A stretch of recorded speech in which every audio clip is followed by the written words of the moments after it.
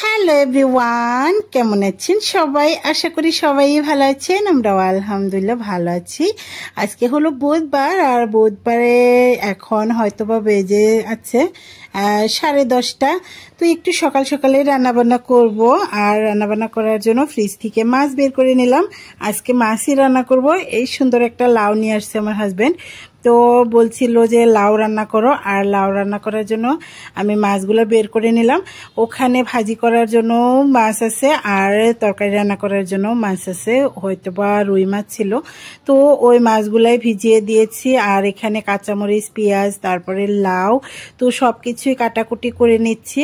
আর আমার কাছে এভাবে কাটাকুটি করে তারপরে রান্নাবান্না করতে গেলেই ভালো লাগে। আর আমি আজকে দুইটা আইটেমই রান্না করব, মানে মাছ ভাজি সাথে লাউ। আর এই লাউগুলা খেতে কিন্তু অনেক ভালো লাগে, কিন্তু লাউ রান্না করতে গেলেই কিন্তু আমার কাছে ধনিয়া পাতাটা অনেক বেশি মিস করি। যখন হাউলিতে যায় তো সেখানে পাওয়া যায়, কিন্তু আমাদের পাশের যে বাজারটা সেখানে কিন্তু মানে খুব বেশি সবসময়ই পাওয়া যায় না এই ধনিয়া পাতাটা। তো আমার কাছে ধনিয়া পাতা দিয়ে লাউ রান্না করলে অনেক ভালো লাগে, আর শীত শীত একটা ভাব আসে, মানে আমার কাছে ভালো লাগে। তো অর্ধেকটুকু লাউ রান্না করব, আর অর্ধেকটুকু লাউ রান্না করার জন্য আমি অর্ধেকটুকুই কেটে নিলাম। অর্ধেকটুকু কেটে নিয়ে পিলারের সাহায্যে এভাবে আগে ছিলে নিচ্ছি। তো আমার কাছে বটি দিয়ে ছিলানি সে পিলার দিয়ে ছিলিয়ে নিলে তার মানে একটু বেশি সুবিধা মনে হয়। এই তো দেখুন, কথা বলতে বলতে কিন্তু আমি চারপাশ থেকে ভালো করে কেটে নিয়েছি। তো যেহেতু মাছ দিয়ে রান্না করব, তো আসলে লাউটা মাছ মাংস দুইটার সাথেই কিন্তু খুবই ভালো যায়। তো কিন্তু এই লাউটায় মানে লাউ রান্না করতে গেলেই কিন্তু একটু যদি গলে তো সিদ্ধ ভালো করে হয়, সেটা বেশি ভালো লাগে। তো এই লাউটা যেহেতু কালকে রাতে নিয়ে আসছিল, তো কালকে রাতে অন্য তরকারি ছিল, ওই জন্য আর রান্নাবান্না করছি না, তো রেখে দিয়েছিলাম। আজকে রান্না করছি, আমার মনে হয় কালকে নিয়ে আসছে, ওই জন্যই হয়তো বা অত বেশি গলে নাই। কিন্তু তারপরেও লাউ রান্না করছি যখন, তো আনার পরপরই বলেছিল কালকে রান্না করো। তো আমার আসলে লাউ আনলেই যেদিন আনে ওই দিনই রান্না করি। ওই দিনই রান্না করলে কিন্তু ভালো করে গলে আর টেস্টটাও ভালো আসে। কিন্তু একদিন বেরিয়ে গেল মানে এগুলো আর গলতে চায় না। তো তারপরেও ট্রাই করব যতটুকু পারি ভালো করে কম আঁচে সিদ্ধ করে নেওয়ার।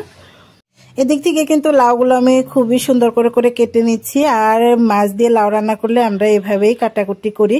তো এক একজনে এক এক রকমের হয়তো বা করতে পারেন, তো আমি এভাবেই করি, আমি ছোটবেলা থেকে এভাবেই করতে দেখেছি।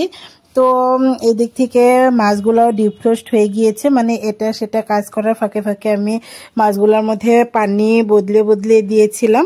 তো প্রথমে আমি মাছ ভাজি করার জন্য এখানে মশলাটা রেডি করে নিচ্ছি। এখানে হলুদ গুঁড়া, মরিচের গুঁড়া, ধনিয়া গুঁড়া, জিরার গুঁড়া, তো স্বাদমতো নুন দিয়ে ভালো করে মাখিয়ে নিচ্ছি। এরই মধ্যে কিন্তু যখন এই মাছগুলোর মধ্যে ডিপ রোস্ট হয়ে গিয়েছে, তখন এই ভাজি করা মাছগুলোর মধ্যে একটু চিরিয়ে নিয়েছি, মানে মাঝখানে যেটা গায়ের মধ্যে চিড়ে চিড়ে নিতে হয়, তো সেটা করে নিয়েছি। সেটা করে নিলে মানে ভিতরে মশলাপাতি ভালো করে ঢুকে। তো কি আর করব, আসলে আমার এই মাছগুলা একাই খেতে হয়েছে। কি আর মানে যেহেতু এই মাছগুলোর মধ্যে একটু কাঁটা থাকে, তো আমার হাজবেন্ড বলছিল এগুলোর মধ্যে কাঁটা বেশি খাবো না। তো আমার বাচ্চারা তো খেতেই পারে না, আমার বাচ্চাদের জন্য মানে এই এটা সেটা মাছের চেয়ে বোয়াল মাছ, তারপরে পাঙ্গাস মাছ, এগুলো কিন্তু আমার বাচ্চারা বেশি পছন্দ করে। তো ওগুলো আমরাও পছন্দ করি, তারপরেও যেহেতু এগুলো মাছ নিয়ে আসছে তো এগুলো তো শেষ করতে হবে, তারপরে ওগুলো আনতে হবে। তো এই তো এদিক থেকে ওই মাছগুলো যেগুলো ভাজি করব সেগুলো বসিয়ে দিয়েছি, এর মধ্যে তাওয়াতে উঠিয়ে দিলাম, তো দেখতেই পেলেন। আর এদিক থেকে একটা কড়াই আগে থেকে বসিয়ে রেখে দিয়েছি, এটার মধ্যেও এখন তেল দিয়ে দিচ্ছি, আর মাছের মধ্যেও মশলাপাতি দিয়ে নিলাম। ওই একই মশলা, মানে হলুদ গুঁড়া, মরিচের গুঁড়া, ধনিয়া গুঁড়া, স্বাদ মতো নুন দিয়ে তারপরে এই মানে মাছগুলা এখন কষিয়ে নিব। কষিয়েই রান্না করব। লাউর মধ্যে মাছ কষিয়ে রান্না করলেই ভালো লাগে। তো তেলের মধ্যে দিয়ে দিলাম গোটা জিরা দেওয়ার পরে আমি এখন গোটা জিরাগুলো একটু ভাজা হয়ে গেলে দিয়ে দিব কাঁচামরিচ পেঁয়াজ।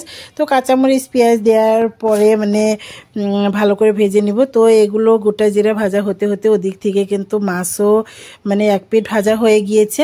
তো আমি এক পিঠ উল্টিয়ে দিয়ে তারপরে আবারও একটু তেল দিয়ে দিলাম, মনে হলো যে তেলটা একটু কম হয়ে গিয়েছে। তো ওপর থেকে আবারও তেল দিয়ে দিলাম, তেল দিয়ে তারপরে ওগুলো ভাজতে দিলাম। এদিক থেকে মানে কাঁচামরিচ পেঁয়াজ এখন দিয়ে দিলাম। কাঁচামরিচ পেঁয়াজ দেওয়ার পরে ভালো করে ভেজে নিচ্ছি। আর একটু কালারটা চেঞ্জ হয়ে গেলে তখন মানে আমি এই মাছগুলাই দিয়ে দিব, যেগুলো মশলাপাতি দিয়ে রেখে দিয়েছি। তো আগে ওটারও খবর নিচ্ছি, মানে দুইটা চুলার মধ্যেই যেহেতু রান্নাটা উঠিয়ে দিয়েছি, তো সেভাবেই মানে ওটা করে করে তারপরে রান্না করছি। এই তো এখন মানে পেঁয়াজগুলো লাল লাল করে ভাজা হয়ে গিয়েছিল, তারপরে দিয়ে দিয়েছি এই মশলা দিয়ে রাখা মাছ দেওয়ার পরে এখন একটু নাড়াচাড়া করে দিয়ে তারপরে একটু মানে পানি দিয়ে দিলাম, ওই যেটার মধ্যে মাছগুলা মশলাপাতি দিয়ে রেখে দিয়েছিলাম সেটার মধ্যে থেকেই। এরই মধ্যে কিন্তু ঢাকনা দিয়ে ঢেকে তারপরে কষিয়ে নিয়েছি। এখন মাছগুলাও তুলে নিলাম। মাছগুলা তুলে নিয়ে এখন আমি এই ঝোলের মধ্যেই দিয়ে দিব লাউগুলা দেওয়ার পরে ভালো করে মানে নাড়াচাড়া করে নিব। তারপরে একটু উপর থেকে নুনও দিয়ে দিব, কারণ যতটুকু নুন দিয়েছিলাম সেটুকু মাছের জন্যই লেগেছিল, আর অল্প করেই দিয়েছিলাম। তার মানে এখন আবার লাউর জন্য দিয়ে দিলাম। লাউর জন্য দিয়ে এখন আবার নাড়াচাড়া করে নিয়ে ঢাকনা দিয়ে ঢেকে দিলাম। একটু পরপর নাড়াচাড়া করে করে তারপরে এই লাউগুলা খুবই সুন্দর করে মানে কষিয়ে নিব। আর এর মধ্যে চেক করছিলাম দেখি কতটুকু সিদ্ধ হয়েছে। লাউ তারপরে ধুন্দুল এগুলোর মধ্যে কিন্তু অনেক বেশি সময় ধরে রান্না করলে এগুলোর টেস্ট মানে রান্না করার সময়ই নষ্ট হয়ে যায়।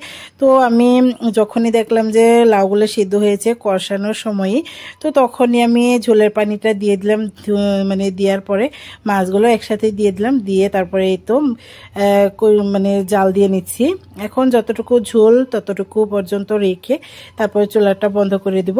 আজকের ভিডিওটি আপনাদের কাছে কেমন লাগলো অবশ্যই কমেন্ট করে জানাবেন। যদি ভালো লেগে থাকে অবশ্যই একটা লাইক করে দিবেন।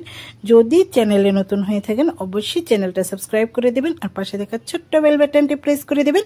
এতে করে যখনই নতুন কোনো ভিডিও আপলোড করব সাথে সাথে নোটিফিকেশন আকারে পেয়ে যাবেন। আজকের মতো এখানে বিদায় নিয়ে নিচ্ছি, দেখা হবে নেক্সট কোনো ভিডিওতে। ততক্ষণ পর্যন্ত ভালো থাকবেন, সুস্থ থাকবেন, আমাদের জন্য দোয়া করবেন। আজকের ভিডিও পর্যন্তই। আল্লাহ হাফেজ।